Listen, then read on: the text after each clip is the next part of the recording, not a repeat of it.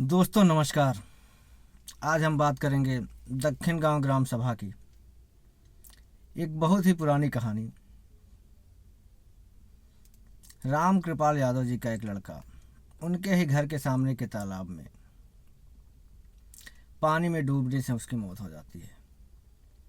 उसका इल्ज़ाम आता है गांव के ही राम नरेश यादव जी की पत्नी पर। मामला कोर्ट में जाता है, पुलिस केस होती है और इसी बीच राम नरेश यादव जी के यहाँ एक डकैती पड़ती है। उसका इल्ज़ाम ये जो लड़का पानी में डूबने से मरा होता है इसके बड़े भाई धर्मराज जी के ऊपर आता है। इसकी भी पुलिस केस होती है, मामला कोर्ट में जाता है और इन दोनों केसों में ये दोनों ही लोग बरी हो जाते हैं। लेकिन इसी बीच राम कृपाल यादव जी के चाचा जगदीश यादव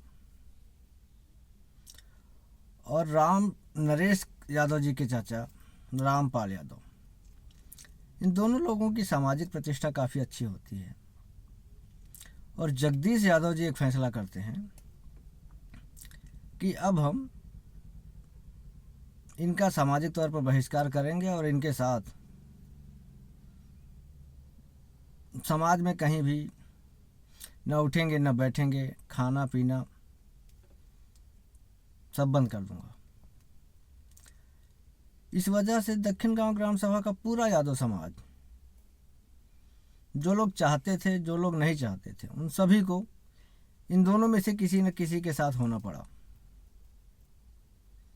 और इस तरह से पूरा दक्षिण गांव का यादव समाज इन दोनों में से किसी न किसी के साथ हो गया। और इस तरह से ये दो व्यक्तिगत झगड़ा, दो लोगों की झगड़ा, दो लोगों का विवाद पूरे ग्राम सभा का विवाद बन गया और इस तरह से दो पार्टियां खड़ी हो गई।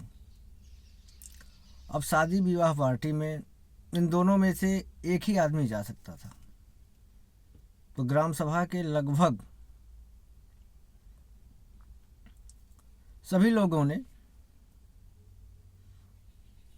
इन दोनों में से किसके साथ रहना है डिसाइड कर लिया, जिसमें बभन गांव से बच्चू यादव, राम जीवन यादव, रामौद के पिताजी, हौसला प्रसाद के पिताजी, घर्राव यादव, चौधरी यादव, बरसाती, रघुनाथ, चिरकू यादव, गिरधारी, राजेंद्र यादव, नए पुरवा से बद्री यादव और पूरा भोला का पुरवा जगदीश यादव जी के साथ हो गया। और रामपाल जी यादव जी के साथ राम सनेही यादव, चनमोहन यादव, श्री राम चौकीदार, प्रभुनाथ यादव, राम उदित यादव और रामकृष्ण दादाजी उनके साथ हो गए। इस तरह से ये पार्टी करीब 30 साल तक चली। 30 साल बाद जब जगदीश यादव जी की सेहत खराब हुई तब ये पार्टी कमज़ोर पड़ गई और उनकी मौत के बाद, उनके स्वर्गवास के बाद यह पार्टी पूरी तरह से ख़त्म हो गई और पूरी ग्राम सभा के सभी लोग एक दूसरे के साथ खाने पीने, उठने बैठने और हंसने बोलने लगे।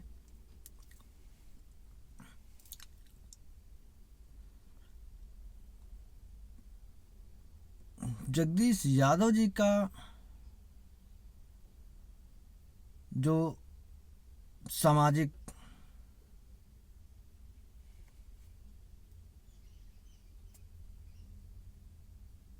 व्यवहार था उसका उत्तराधिकारी मैं हूँ।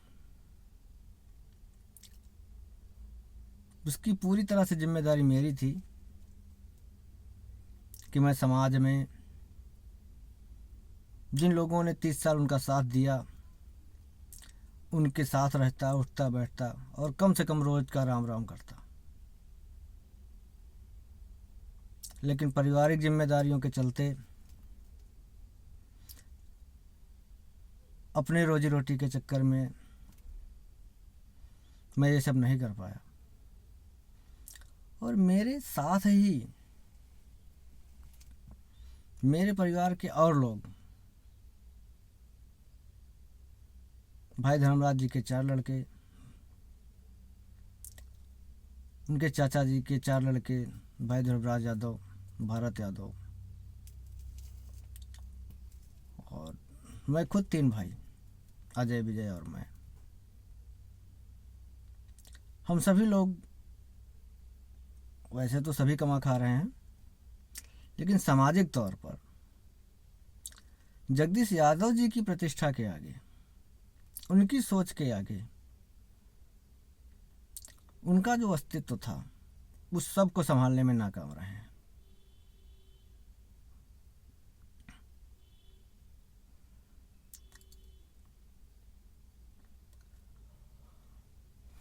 आज हमारी यह स्थिति है कि सामाजिक तौर पर हम लोग इन सभी लोगों का, जिन्होंने मेरा 30 साल तक साथ दिया, आज इनसे हम राम राम करने के लिए भी उपलब्ध नहीं हैं, जबकि हमें होना चाहिए। इसके लिए मैं तहे दिल से इन सभी लोगों से माफ़ी मांगता हूँ।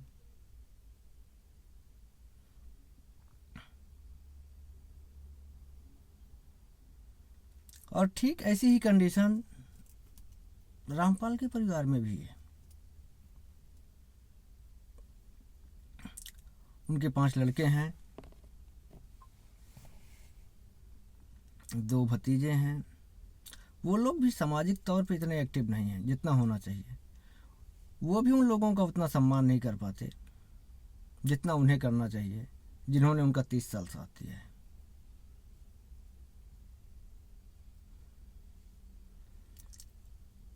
लेकिन जगदीश यादव का उत्तराधिकारी होने के नाते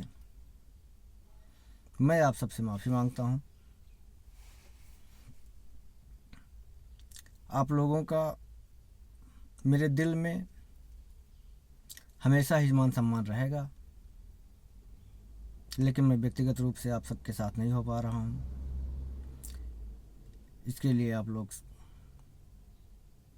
मुझे माफ़ करें। धन्यवाद।